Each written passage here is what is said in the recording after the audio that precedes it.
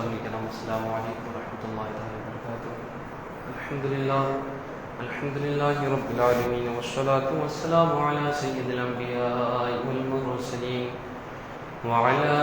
آلہ وصحبہ اجمعین، اما بعد، قال اللہ تبارک وتعالی فی القرآن المجید والفرقان الحمید۔ اعوذ باللہ من الشیطان الرجیم، بسم اللہ الرحمن الرحیم۔ یا ایہا الذین آمنوا اتقوا اللہ ولتنظر نفس ما قدمت لغد واتقوا اللہ ان اللہ خبیر بما تعملون۔ آمنت باللہ صدق اللہ العظیم وبلغنا رسوله النبی الامین المتین الکریم ونحن علی ذلک من الشاہدین والشاکرین والذاکرین والحمد للہ رب العالمین۔ ایک درود پاک پڑھے، اللہم صلی علی سیدنا شفیعنا حبیبنا نبینا کریمنا مولانا محمد بارک وسلم، صلو علیہ الصلاۃ والسلام علیک یا رسول اللہ، صلو علیہ الصلاۃ والسلام علیک یا حبیب اللہ صلی اللہ علیہ وسلم۔ حزب معمول ناز شریف کے جلد اشعار پیش کر رہا ہوں، علامہ مصطفیٰ رضا خان رحمۃ اللہ علیہ کی لکھی ہوئی ہے، ملاحظہ فرمائیں۔ حبیب خدا کا نظارہ کروں میں، حبیب خدا کا نظارہ کروں میں، دل و جان ان پر نثارہ کروں میں، حبیب خدا کا نظارہ کروں میں، دل و جان ان پر نثارہ کروں میں۔ یہ ایک جان کیا ہے اگر ہو کروڑوں،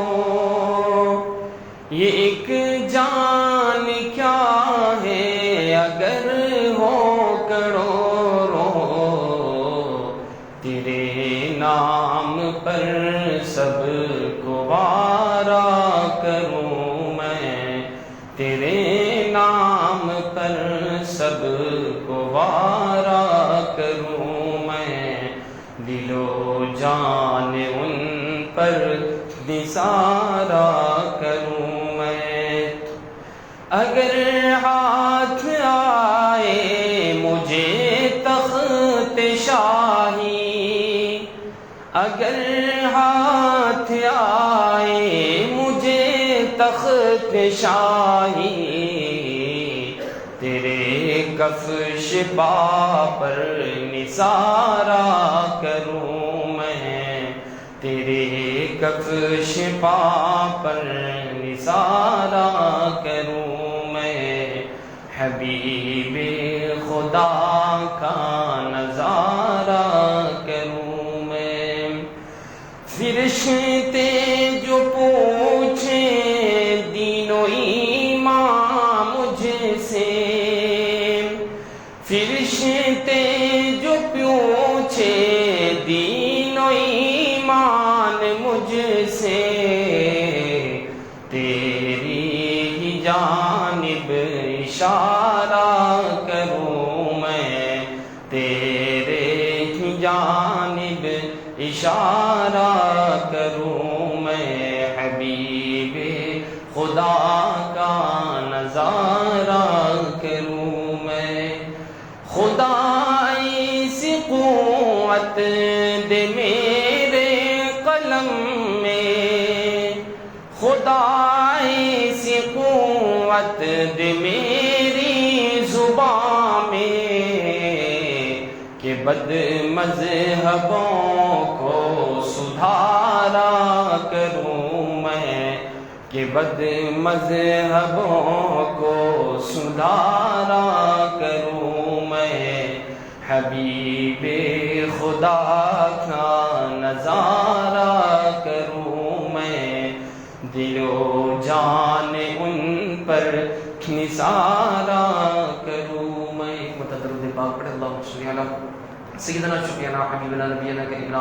مولانا محمد بارک وسلم، صلو علیہ الصلاۃ والسلام علیک یا رسول اللہ، صلو علیہ الصلاۃ والسلام علیک یا حبیب اللہ صلی اللہ علیہ وسلم۔ معزز سامعین کرام، آج میرے خطبہ کا عنوان ہے محاسبہ نفس، یعنی ہم اور آپ کو اپنا محاسبہ کرنا چاہیے، اپنا جائزہ لینا چاہیے کہ ہم اس دنیا میں کیا کیا اعمال کر رہے ہیں۔ معزز سامعین کرام، اسی کے متعلق بیان کرنے کی کوشش کروں گا۔ اللہ رب العزت کی بارگاہ میں دعا ہے کہ ہمیں حق بولے اور ہم تمام حضرات کو حق سن کر اس پر عمل کریں، اس کو قبول کر کے اس پر عمل کرنے کا توفیق عطا فرمائے۔ معزز سامعین کرام، خالق کائنات جل جلالہ نے انسان کو پیدا فرما کر، صحت عطا فرما کر، جان دے کر اور مختلف قسم کی سہولتیں عطا فرما کر خالق کائنات جل جلالہ نے اس دنیا میں بھیجا تاکہ اس زندگی میں وہ آخرت کے لیے کچھ تیاری کرے۔ مادہ پرستی کے گرد و غبار میں انسان یہ بھول جاتا ہے کہ اللہ رب العزت نے اس دنیا میں اسے کس لیے بھیجا ہے، اپنی حقیقی مقصد کو بھول جاتا ہے۔ معزز سامعین کرام، میں نے جو سورۃ الحشر کی پارہ نمبر 18 کی آیت نمبر 28 کی آیت نمبر 18 کی تلاوت کی، اللہ تبارک تعالیٰ اس میں ارشاد فرماتا ہے، یا ایھا الذین آمنوا اتقوا اللہ ولتنظر نفس ما قدمت لغد واتقوا اللہ ان اللہ خبیر بما تعملون۔ اے ایمان والو، اللہ تعالیٰ سے ڈرو اور ہر جان کو یہ سوچنا چاہیے کہ کل کے لیے، یعنی کل قیامت کے لیے اس نے آگے کیا بھیجا ہے، اور اللہ سے ڈرو، بے شک اللہ تبارک تعالیٰ کو تمہارے کاموں کی خبر ہے۔ معزز سامعین کرام، اس آیت میں اللہ تبارک تعالیٰ نے فرمایا، یا ایھا الذین آمنوا، ایمان والو، اتقوا اللہ، اللہ تعالیٰ سے ڈرو، ولتنظر نفس، یعنی ہر جان کو یہ سوچنا چاہیے، اپنا محاسبہ کرنا چاہیے کہ لغد، کہ کل قیامت کے لیے اس نے کیا عمل کیا ہے، کل آگے کیا بھیجا ہے۔ اور آگے اللہ تبارک تعالیٰ نے فرمایا، واتقوا اللہ، اور اللہ تعالیٰ سے ڈرو، ان اللہ خبیر بما تعملون، اور بے شک اللہ تبارک تعالیٰ سے تمہارا کوئی بھی عمل چھپا نہیں۔ معزز سامعین کرام، اس آیت مبارکہ میں اللہ تبارک تعالیٰ نے 2 مرتبہ ڈرنے کا حکم فرمایا۔ ایک مرتبہ یا ایھا الذین آمنوا اتقوا اللہ، دوسری مرتبہ ولتنظر نفس ما قدمت لغد واتقوا اللہ۔ تو علماء کرام فرماتے ہیں کہ یہ 2 مرتبہ جو ڈرنے کا ہے، یہ محاسبہ نفس کے لیے ہے۔ ایک تو یہ کہ جو اللہ رب العزت کی طرف سے امر ہے، جو انہوں نے بندہ پر فرض کیا ہے، اس کو ادا کرے، اور جو نہیں ہے اس سے اجتناب کرے۔ یعنی اللہ رب العزت نے جو بندے پر جو چیز فرض کی ہے اس کو ادا کرے، چاہے جو بھی ہے فرائض کی ادائیگی میں۔ یعنی اللہ رب العزت فرماتا ہے کہ مجھ سے ڈرتے رہو، اور جو چیز میں نے تم پر فرض کی ہے اسے ڈرتے ہوئے ادا کرو، اور مجھ سے ڈرو، جو چیز میں نے تم پر حرام کی ہے اس سے بچتے ہوئے رہو، یعنی میرے سے ڈرتے ہوئے اس چیز سے بچتے رہو۔ یعنی اس آیت میں 2 مرتبہ ڈرنے کا حکم ہے۔ جو اللہ رب العزت نے فرض کی چیزیں، چاہے نماز ہو، روزہ ہو، حج و زکوٰۃ ہو،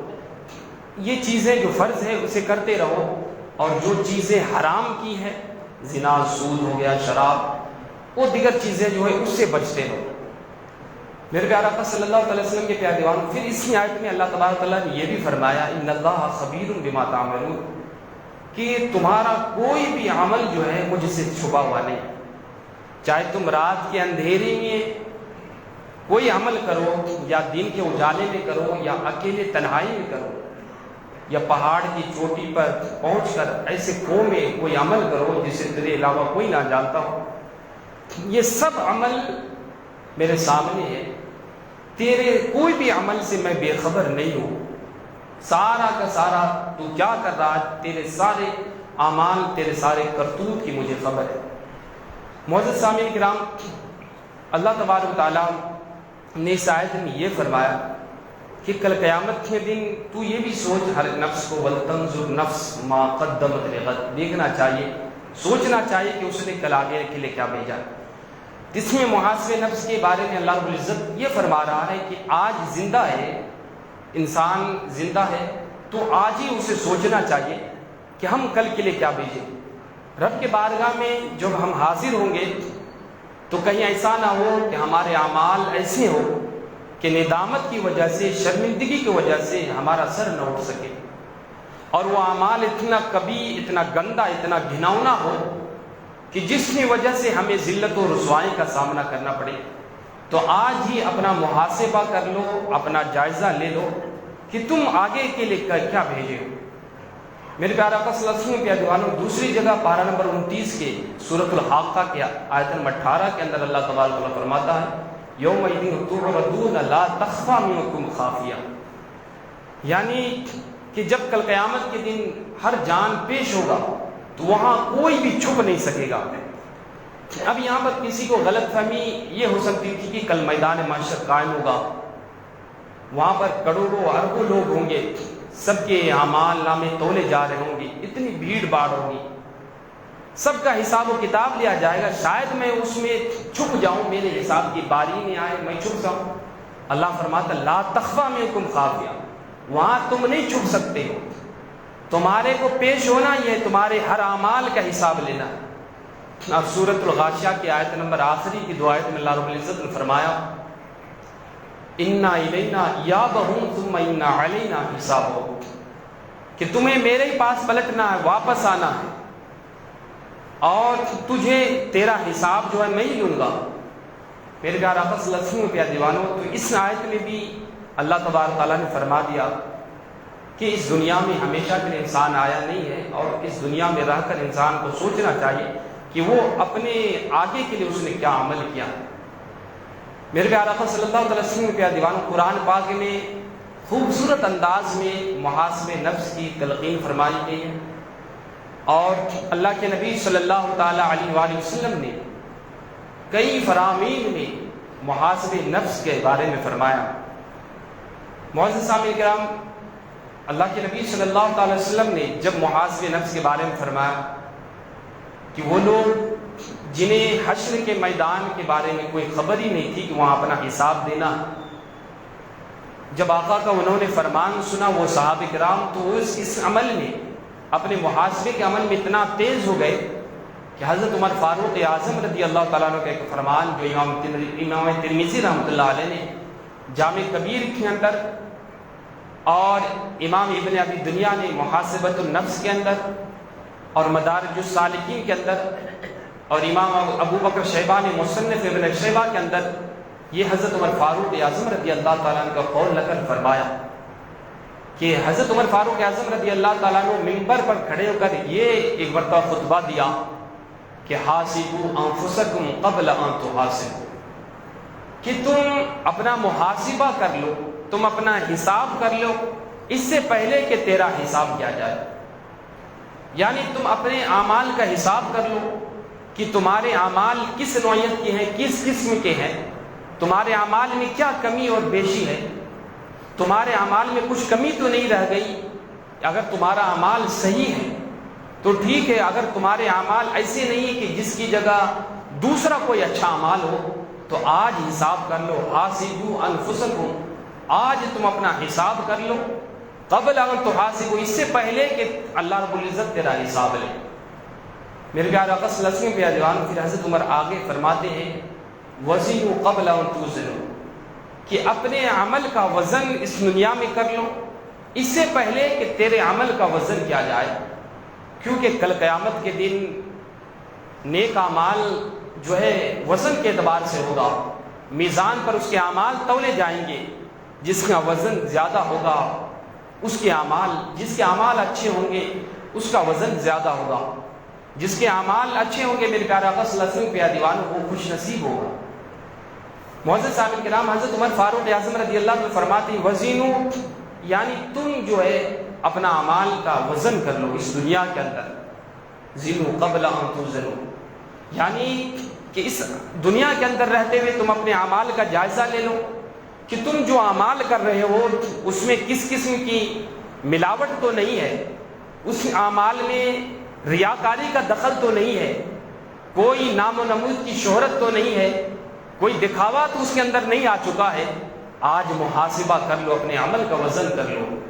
کیونکہ اگر تم نے کوئی عمل اس لیے کیا ہے، نماز اس لیے پڑھی ہے کہ لوگ تجھے نمازی متقی پرہیزگار کریں، تو پھر اپنے عمل کو درست کر لو۔ اگر تم نے کسی غریب کی مدد اس لیے کی ہے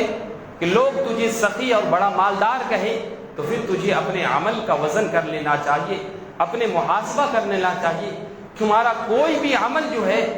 یعنی ریا میں نہ شامل ہو جائے، اس میں ملاوٹ نہ آ جائے۔ اگر ملاوٹ آ گئی تو پھر یہ تیرا عمل مردود ہو جائے گا، بارگاہ رب العزت میں کوئی قابل قبول نہیں ہوگا۔ میرے پیارے آقا صلی اللہ علیہ وسلم کے دیوان، اس لیے آپ فرماتے ہیں کہ اپنے عمل کا وزن اس دنیا میں کر لو، اس سے پہلے کہ تیرا عمل جو ہے کل میزان پر تولا جائے۔ پھر آگے حضرت عمر فاروق اعظم رضی اللہ عنہ بھی فرماتے ہیں وَتَزَيَّنُوا لِلْأَرْضِ الْأَكْبَرِ، اور اس دن کے لیے تیار ہو جاؤ، اپنے آپ کو تیار کر لو وہ سب سے بڑا دن کے لیے۔ یعنی اگر تو نے تیار نہیں کیا، پھر وہ مالکیوں یہ یوم الدین والا دن آ جائے، وہ قیامت کا دن آ جائے، اگر تم نے تیاری نہیں کی تو وہاں بڑا مشقتوں کا، ذلت و رسوائیوں کا سامنا کرنا پڑے گا۔ میرے پیارے آقا صلی اللہ علیہ وسلم کے دیوانوں، آج ہم اور آپ چھوٹے سے فنکشن کے لیے کہیں جاتے ہیں تو بڑی تیاری کرتے ہیں، اپنے بال کو درست کرتے ہیں، نہیں فلاں دوست کی شادی ہے، ولیمہ کی دعوت ہے، بال کی کٹنگ کرانا ہے، اچھے کپڑے پہننا ہے جسم میں کہیں داغ تو نہیں ہے، پھر کپڑے پر کوئی داغ تو نہیں، پھر اپنے بچوں کو بھی تیار کراتے ہیں، اس کو فلاں کپڑے، فلاں والا کپڑا جو اچھا تھا اسے پہنا دو، تاکہ وہاں سب لوگ آئیں گے، دعوت میں ہزاروں کی تعداد میں لوگ رہیں گے، وہاں کوئی عیب نہ نکالے کہ اس کا بچہ یہ کیسا ہے، یہ فلاں کیسا ہے، اس بھرے مجمع میں، اتنے لوگوں کے مجمع میں یہ شخص ایسا آیا ہے کہ اس کے کپڑے گندے ہیں، کپڑوں پر داغ ہے، جسم پہ داغ ہے، جسم سے بدبو آ رہی ہے، گھن آ رہی ہے۔ میرے پیارے آقا صلی اللہ علیہ وسلم کے عنوان چھوٹے سے فنکشن کے لیے ہم لوگ کتنا تیاری کرتے ہیں۔ حضرت عمر فاروق اعظم کرتے ہیں، فرماتے ہیں وہ جو ارض الاکبر ہے، وہ جو یوم الدین ہے، وہ سب سے بڑا دن قیامت کا دن ہوگا، وہاں کروڑوں ہزاروں اربوں کی تعداد میں لوگ ہوں گے، اس کے بارے میں سوچو، اس کے لیے تیاری کرو کہ وہاں جتنے بھی تمہارے اعمال ہوں گے اس سب کے سامنے پیش ہو جائیں گے۔ حضرت آدم علیہ السلام سے لے کر آخر قیامت تک جتنے بھی لوگ ہوں گے سب کے سامنے تمہارا اعمال پیش کیا جائے گا۔ میرے پیارے آقا صلی اللہ علیہ وسلم پیارے، اگر وہاں تمہارے برے اعمال ہوں گے تو پھر ذلت و رسوائی کا سامنا کرنا پڑے گا۔ میرے پیارے آقا صلی اللہ علیہ وسلم پیارے دیوانوں، محاسبے کرنے سے، اپنے اعمال کا جائزہ لینے سے کہ ہمارے معمولات کیا ہیں، ہمارے مشروبات کیا ہیں، ہمارے کیا کیا ہم دن میں کر رہے ہیں، اگر یہ ہم سوچ لیں تو اس کا ایک بڑا فائدہ یہ ہوگا کہ ہم جو غلطیاں تھیں، ہماری غلطیاں بہت کم ہو جائیں گی اور ہم نیک اعمال کی طرف زیادہ رغبت کریں گے۔ جس طرح ہم دکانوں کا حساب کرتے ہیں مہینوں میں، دنوں میں، کہ آج ہماری کتنی آمدنی ہوئی، کتنا ہمارا مال بکا، کتنا منافع ہوا، اتنا اگر ہم اپنے اعمال کا حساب کر لیں، رات کو سوتے وقت 5 منٹ کے اندر آج ہم دن میں کتنی نمازیں پڑھی، قرآن پاک کی کتنی آیت کی تلاوت کی، آج ہم نے کتنے لوگوں کو سلام کیا، کتنے لوگوں سے حسن سلوک سے پیش آیا، آج ہم غیبت سے بچے، چوری نہیں کی، چغلخوری نہیں کی، بدنگاہی نہیں کی، برے خیالات نہیں لائے، اگر یہ سوچنے لگے، ہر دن اپنا محاسبہ کرنے لگے، تو انشاءاللہ تعالی اللہ رب العزت کا فضل و کرم شامل حال ہوگا، انسان کی غلطیاں کم ہونے لگے گی اور وہ اس کی نیکیاں زیادہ ہونے لگیں۔ میرے پیارے آقا صلی اللہ علیہ وسلم کے پیارے دیوانوں، بزرگان دین نے 3 طرح کے یہ فرمایا ہے، جو طریقہ نفس ہے محاسبہ کا، اس میں 3 طریقہ فرمایا ہے۔ ایک تو یہ موازنہ کا، دوسرا مخابرہ کا، اور تیسرا مشاہدہ کا۔ معزز سامعین کرام، جو موازنہ کا ہے وہ اس طرح ہے کہ سب سے پہلے بندہ یہ سوچے کہ رب کی نعمتیں ہم پر کتنی ہے، کہ رب ہمیں کن کن نعمتوں سے نواز رہا ہے، اور ہم ادھر سے کتنی اللہ رب العزت کی بندگی کر رہے ہیں۔ میرے پیارے آقا صلی اللہ علیہ وسلم کے دیوانوں کے رب کی کتنی کتنی نعمتیں، ہر دن، ہر گھنٹے، ہر منٹ کتنی نعمتیں ہم پر ہے، اور ہم اس کے بدلے میں کیا آگے بھیج رہے ہیں، ہم اس کی کتنی بندگی کر رہے ہیں۔ میرے پیارے آقا صلی اللہ علیہ وسلم کے پیارے دیوانوں، اگر انسان کی کروڑوں سال کی زندگی ہونا، تو رب کی 1 منٹ میں جو نعمتیں ہم پر ہوتی ہیں انسان پر، اس کا بدلہ نہیں دیا جا سکتا، اسے انسان اس کے مقابلے میں کوئی دوسرا نیک اعمال نہیں کر سکتا۔ رب کی جو جتنی نعمت انسانوں پر ہے اس کے بارے میں ایک حدیث پاک ہے میرے پیارے آقا صلی اللہ علیہ وسلم کے دیوانوں، المستدرک للحاکم کے اندر امام حاکم رحمۃ اللہ تعالی علیہ کتاب التوبۃ والانابۃ کی حدیث نمبر 7637 ہے۔ اس کے راوی حضرت جابر بن عبداللہ رضی اللہ تعالیٰ عنہ ہیں۔ میرے پیارے آقا صلی اللہ علیہ وسلم کے پیارے دیوانوں، حضرت جابر رضی اللہ تعالیٰ عنہ یہ حدیث پاک کے بارے میں بالکل درست ہے، جیسا کہ امام حاکم فرماتے ھذا صحیح الاسناد، کہ یہ حدیث جو ہے بالکل صحیح سندوں کے ساتھ ہے۔ امام حاکم رحمۃ اللہ علیہ فرماتے ہیں، حضرت جابر سے روایت نقل فرماتے ہیں کہ حضرت جابر نے فرمایا خرج علینا رسول اللہ صلی اللہ علیہ وسلم، کہ میرے پاس نبی پاک صلی اللہ علیہ وسلم تشریف لائے۔ آپ نے فرمایا کہ ابھی کچھ دیر پہلے میرے دوست حضرت جبریل علیہ السلام میرے پاس حاضر آئے تھے اور انہوں نے مجھ سے ایک بیان فرمایا کہ اللہ کے نبی صلی اللہ علیہ وسلم اس بندے کے بارے میں جنہوں نے 500 سنۃ،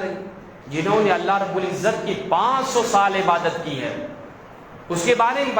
بتایا کہ اللہ رب العزت نے اسے پہاڑ میں کھو میں جگہ عطا فرمائی اور وہاں پر ایک درخت تھا جس سے اللہ رب العزت ایک انار ڈیلی پیدا فرماتا تھا، جس سے وہ عابد کھاتا تھا، اور پھر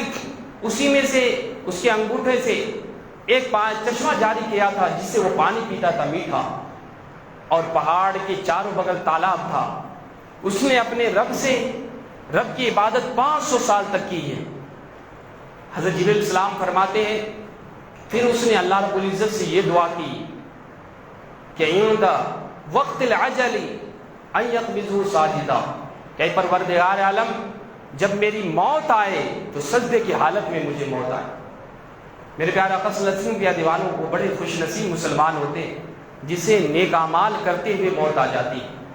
آج ہم میں سے اس لیے ہمارے علماء کرام فقہاء کرام فرماتے ہیں کہ ہمیشہ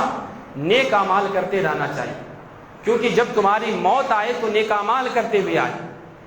آج ہم میں سے بہت سارے ایسے ہیں، کسی کی موت شراب خانوں میں آ جاتی ہے، کوئی شراب پی کر راستے پہ آتا ہے، گٹر کے نالیوں میں گر جاتا ہے، مر جاتا ہے۔ کسی کی موت جوئے اڈے میں ہو جاتی ہے، کوئی سود لیتے ہوئے مر جاتا ہے، کوئی حرام کاری کا ارتکاب کرتے ہوئے موت آ جاتی ہے، کوئی کسی کو گالی دیتے ہوئے کسی کی موت آ جاتی ہے۔ میرے پیارے آقا صلی اللہ علیہ وسلم کے پیارے دیوانوں اور آپ کو ہمیشہ ایسا ہونا چاہیے کہ نماز پڑھتے ہوئے سجدے کی حالت میں موت آ جائے، رکوع کی حالت میں موت آ جائے، قرآن کی تلاوت کرتے ہوئے موت آ جائے، نبی پاک صلی اللہ علیہ وسلم اس کے آل پر اس کے اصحاب پر درود و پاک پڑھتے ہوئے موت آ جائے، صلاۃ و سلام پڑھتے ہوئے موت آ جائے۔ یہ موت جو ہے بڑی یعنی خوش نصیبوں کی میسر آتی ہے۔ تو اس بندے نے اللہ رب العزت سے یہ دعا کی تھی کہ پروردگار عالم مجھے جو موت آئے تو وہ سجدے کی حالت میں آئے۔ حضرت جبریل علیہ السلام فرماتے ہیں پھر اس کے بعد انہوں نے ایک دعا یہ کی تھی کہ پروردگار عالم جب میری موت سجدے کی حالت میں آئے تو پھر سجدے کی حالت میں قیامت تک میرا جسم صحیح رہے، میرے جسم کو کوئی زمین اور کوئی دیگر چیز جو ہے یفسدہ نقصان نہ پہنچائے۔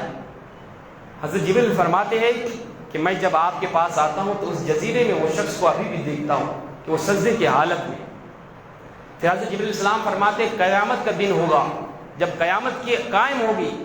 تو اللہ تبارک تعالیٰ سے اس بندے کا حساب لیا جائے گا۔ پھر اس بندے کے بارے میں اللہ رب العزت فرمائے گا ادخلوا عبد الجنۃ برحمتی، کہ اے فرشتوں اس بندے کو میری رحمت کی بنا پر جنت میں داخل فرما دے۔ تو وہ بندہ عرض کرے گا فیقول ربی بل بعملی، اے پروردگار عالم رحمت کا حوالہ نہ دے، تو مجھے میرے اعمال کے بدلے میں جنت میں داخل فرما، میں نے 500 سال تک تیری عبادت کی ہے۔ اللہ تبارک تعالیٰ پھر فرمائے گا ادخلوا عبد الجنۃ برحمتی، اس بندے کو میرے رحمت کے بدلے میں جنت میں داخل فرما۔ وہ بندہ پھر عرض کرے گا بل بعملی، اے پروردگار عالم مجھے میرے عمل کے بدلے میں جنت میں داخل فرما۔ اللہ رب العزت پھر فرمائے گا ادخلوا عبد الجنۃ رب رحمتی، اس بندے کو میری رحمت کے بدلے میں جنت میں داخل فرما۔ وہ بندہ پھر کہے گا کہ فیقول ربی بل بعملی، اے پروردگار عالم مجھے میرے عمل کے بدلے میں جنت میں داخل فرما۔ میرے پیارے آقا صلی اللہ علیہ وسلم کے دیوانوں، تو اللہ رب العزت فرمائے گا کہ چلو اس بندے کو ادھر لایا جائے، اس کے عمل کو قایسو نعمتی اور علیہ بعملی، اس بندے کے عمل کو اور جو میں نے اس پر نعمت دی تھی اس کو موازنہ کیا جائے، اسے تولا جائے۔ جب تجھے یہ خواہش ہے کہ میرے عمل کے بدلے میں تجھے جنت میں داخل کر دوں، چلو ٹھیک ہے، تیرے 500 سال کی عبادت کو تولا جائے، اور جو میں نے تجھے نعمت دی ہے اس کا بھی تولا جائے۔ حدیث پاک میں آقا ارشاد فرماتے فتوجدوا نعمت البشر قد احاطت بعبادتی 500 سنہ۔ اللہ کے نبی صلی اللہ علیہ وسلم ارشاد فرماتے ہیں کہ اس بندے کو جو اللہ رب العزت نے آنکھ عطا کی نا، اسے ایک ترازو میں رکھا جائے گا، اور 500 سنہ، اس کی 500 سال کی عبادت کو ایک ترازو میں رکھا جائے گا، تو پھر وہ آنکھ والا احاطت بھی، آنکھ والا جو ترازو ہے وہ بھاری ہو جائے گا۔ یعنی جو اللہ رب العزت نے صرف اسے آنکھ عطا کیا تھا، اس کے مقابلے میں اس کی 500 سال کی عبادتیں کم کی جائے گی۔ پھر آگے آقا ارشاد فرماتے ابھی باقی جسم کے اعضاء تو الگ ہے، کان الگ ہے، آنکھ ناک الگ ہے، دماغ الگ ہے، گردے دل الگ ہے، ہاتھ پاؤں الگ ہے، وہ چیزیں الگ ہے، صرف ایک آنکھ کا مقابلہ اس کے 500 سال عبادت نہیں کر سکتے۔ میرے پیارے آقا صلی اللہ علیہ وسلم کے پیارے دیوانوں، آج بہت سارے لوگوں کو یہ تکبر ہوتا ہے، یہ غرور ہوتا ہے کہ میں نے اتنے لوگوں کو دین کی تعلیم دی، اتنے لوگوں کو کلمہ پڑھایا، اتنی مسجدیں بنوائی، اتنے مدرسے قائم کرائے، میرا اب تو جنت میں جانا پکا ہے۔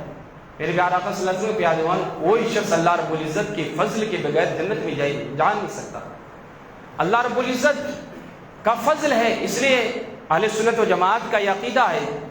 کہ اللہ رب العزت کے فضل ہی سے بندہ جنت میں جائے گا، کوئی اپنے اعمال کے گھمنڈ اور تکبر کے بنا پر نہیں، اعمال کے ساتھ ساتھ اسے جو ہے میرے پیارے آقا صلی اللہ علیہ وسلم کے پیارے اللہ رب العزت کے فضل کے بغیر اسے جنت نہیں داخلہ نہیں ملے گا۔ میرے پیارے آقا صلی اللہ علیہ وسلم کے پیارے دیوانوں، آج ہم اور آپ میں دیکھیں کوئی 500 سال کی عبادت کر نہیں سکتا، کیونکہ 500 سال اب جو زیادہ عمر کے ہیں وہ تو 50 60 سال 70 سال اس کی زندگی ہو رہی، مگر اب ہم جیسوں کی عمر 50 سال بھی ہونا مشکل، 50 بھی مار پائے یا نہ پائے پتہ نہیں، پہلے آؤٹ ہو جائے کوئی ٹھیک ہے، کیونکہ آج تو ہر چیز میں ایک ملاوٹ آ گئی، کھانا میں ملاوٹ، ہر چیز میں ملاوٹ، تو انسان کی زندگی اب بہت کم ہے۔ آپ دیکھ رہے ہیں، آپ 10 سال کے 5 سال کے بچے بھی شوگر کے مرض میں مبتلا ہو جائے، 10 سال کے بچے کے بھی بال سفید ہو جائے، جبکہ پہلے ایک جوانی میں بال سفید ہوا کرتا تھا۔ میرے پیارے آقا صلی اللہ علیہ وسلم پیارے دیوانوں، تو کہنے کا مطلب یہ ہے کہ اللہ رب العزت کا فضل جو ہے، یعنی ہم اللہ رب العزت نے جو نعمتیں ہمیں عطا کی ہے اس کے بدلے میں ہمیں سوچنا چاہیے، اور پھر ہمیں یہ سوچنا چاہیے کہ ہم کیا عمل کر رہے ہیں۔ وہ آیت مبارکہ جو میں نے آپ کے سامنے خطبہ میں شروع پڑھی تھی کہ وَلْتَنْظُرْ نَفْسُ مَا قَدَّمَتْ لِغَدٍ، کہ ہر انسان جان کو یہ سوچ لینا چاہیے کہ وہ کل کے لیے، قیامت کے لیے کیا عمل کیا ہے، کیا بھیجا ہے۔ میرے پیارے آقا صلی اللہ علیہ وسلم کے دیوانوں، اس میں اور بھی موضوع ہے، انشاءاللہ تعالی زندگی اور وقت نے ساتھ دیا تو اگلے جمعہ کو بیان کرنے کی کوشش کروں گا۔ میرے پیارے آقا صلی اللہ علیہ وسلم کے دیوانوں، آخر میں چند بات ہے، جیسا کہ پچھلے جمعہ اسے قبل جمعہ میں نے نکاح کے بارے میں بیان کیا تھا کہ نکاح جیسے کہ دوسرے لوگوں کے اعتراضات ہوتے ہیں، اس کے متعلق میں نے کہا تھا، اور نکاح کن کن سے حرام ہے اور نکاح کن لوگوں کو جائز ہے۔ اس میں ان لوگوں کا ایک بڑا اعتراضات بھی ہوتا ہے، ایک اس میں اعتراض ان کا یہ بھی تھا، ان میں اور بھی 2-3 اعتراض ہے، طلاق اور وراثت کے بارے میں انشاءاللہ تعالی میں آگے بیان کروں گا۔ اس سے پہلے ایک جو RSS کا ایک لیڈر ہے اندریش کمار، اس نے ایک یہ بات کہی تھی جو سیاست کے اندر یہ چھپا تھا کہ آج جب UCC لاگو ہو جائے گا، یونیفارم سول کوڈ لاگو ہو جائے گا، تو ہر شخص کوئی کسی کو کافر نہیں کہے گا، سب معتقدین ہو جائے گا، سب کو عقیدت مند کہا جائے گا۔ وہ لوگ جو ہے میرے پیارے آقا صلی اللہ علیہ وسلم کے پیارے دیوانوں، اسلام ایک ایسا مذہب ہے، اسلام کے ماننے والوں کو مسلمان کہتے ہیں، اور اسلام کا ایک الگ قانون ہے، اور اس میں یہ ہے کہ اللہ رب العزت کو ایک ماننا، اللہ رب العزت کے علاوہ کسی کو عبادت کے لائق نہیں سمجھنا، نبی پاک صلی اللہ علیہ وسلم کو آخری نبی ماننا، قرآن پاک کو اللہ تعالیٰ کی کتاب ماننا، ایسے جنت، دوزخ، قیامت، حشر کے میدان، ان سب کو ماننا، یہ جو ضروریات دین ہے نا، اس کا ان کو ماننے والے کو یعنی مسلمان کہتے ہیں، ایمان والا کہتے ہیں۔ اسلام کا معنی ہی ہے سرخم کرنا، یعنی ایکسیپٹ کرنا، تو یہ ساری چیزوں کو جو مانتا ہے اسے مسلمان کہتے ہیں، ایمان والا کہتے ہیں۔ جو ان چیزوں کو انکار کرتا ہے اسے کفر کہتے ہیں، اسے کافر کہتے ہیں۔ جو بھی ضروریات دین کا اگر کوئی مسلمان ہوتے ہوئے ان چیزوں کا انکار کر جائے تو پھر وہ مسلمان نہیں رہتا، یہ جماعت سے دوسری جماعت میں چلا جاتا۔ اور کافر یہ کوئی گالی نہیں ہے، بلکہ یہ تو فرق ہے، ایمان اور کفر کا فرق ہے۔ جو ایمان والے، جو اللہ تبارک و تعالیٰ اس کے رسول صلی اللہ علیہ وسلم نے جو چیز لائی ان کو ایکسیپٹ کرنا، اس کو ماننا، یہ ایمان ہے۔ اور جو اس کو نہیں مانتا وہ کفر ہے، وہ کافر ہے، وہ کوئی گالی نہیں ہے۔ جیسے دنیا کے اندر بھی بہت ساری جماعت ہیں، ہر جماعت کے ایک الگ الگ اصول ہوتے ہیں، جیسے بی جے پی پارٹی ہو گئی، کانگریس ہو گیا، بی آر ایس ہو گیا، ٹی آر ایس ہو گیا، یہ سب کے ایک الگ الگ اصول ہوتے ہیں۔ کوئی بی جے پی والا ان کے الگ اصول، اس کا ایک نصب العین ہوتا ہے، پھر وہ اپنی پارٹی میں رہ کر جو اس کا اصول ہوتا ہے، طریقہ ہوتا ہے، اسی پر چلتا ہے۔ اگر وہ پھر کانگریسی پر چلا جائے تو پھر اس میں یہ کہتے ہیں کہ بی جے پی سے تم نکل کر کانگریس میں چلا جائے۔ اسی طرح میرے پیارے آقا صلی اللہ علیہ وسلم کے ادوان، پھر اسے کوئی گالی نہیں کہتے کہ تو بی جے پی ہو گیا، یہ بڑا گالی ہے۔ اسی طرح کافر ہونا یہ گالی نہیں ہے، بلکہ جو دین اسلام کو مانتا ہے وہ مسلمان ہے، اور جو دین اسلام کو نہیں مانتا وہ کافر ہے۔ یہ کافر مگر کوئی گالی نہیں ہے، مگر یہ لوگ ایک الگ انداز میں سمجھتے ہیں۔ میرے پیارے آقا صلی اللہ علیہ وسلم کے دیوانوں، جس کی ایک جہالت کی بنا پر یہ لوگ یہ کہتے ہیں کہ جب یہ چیز ہو جائے گی تو سب کوئی کسی کو کافر نہیں کہا۔ کافر میرے پیارے آقا صلی اللہ علیہ وسلم کے دیوان جو مسلمان رہتے ہوئے بھی ضروریات دین میں سے اللہ کو ایک مانتا، نماز پڑھتا، مگر نبی کی خاتمیت کا انکار کر دے کہ نبی آخری نبی ہے، تو پھر وہ بھی مسلمان کہلانے کا لائق نہیں، پھر اسے بھی مسلمان کے دائرے سے خارج کر کے کفر میں اسے شمار کیا جائے۔ اسی طرح جو بھی قیامت دوزخ کا انکار کر دے، جو چیز دلیل قطعی سے ثابت ہوتی ہے اس کا انکار کر دے، تو میرے پیارے آقا صلی اللہ علیہ وسلم کہتے ہیں وہ مسلمان نہیں رہتا۔ ایک اور چیزیں ہیں جو وندے ماترم ہے، جس کا مطلب یہ ہوتا ہے، میرے پیارے آقا صلی اللہ علیہ وسلم کہتے ہیں اے دھرتی ہم تجھے پوجنے والے۔ آج ہمارے بچوں میں اور بہت ساری چیزوں میں اسے گایا جاتا ہے، جبکہ یہ کھلا شرک ہے۔ میں اس پر وقت اس کی اجازت نہیں دیتا ہوں، اس سے بچنا چاہیے۔ انشاءاللہ تعالیٰ میں اگلے جمعہ کو زندگی اور وقت نے ساتھ دیا تو وندے ماترم پر ایک مکمل آخر میں چند باتیں بیان کرنے کی کوشش کروں گا۔ اس تھوڑی دیر کے گفتگو میں کسی چیز کی طرف سے بولنے میں لفظ چیز سے توبہ کرنا لازم آتا ہے، اور تمام حضرات اللہ رب العزت کی بارگاہ میں دعا کرتے ہیں، استغفر اللہ ربی من کل ذنب واتوب الیہ، جو حضرات سنت اللہ کی سنت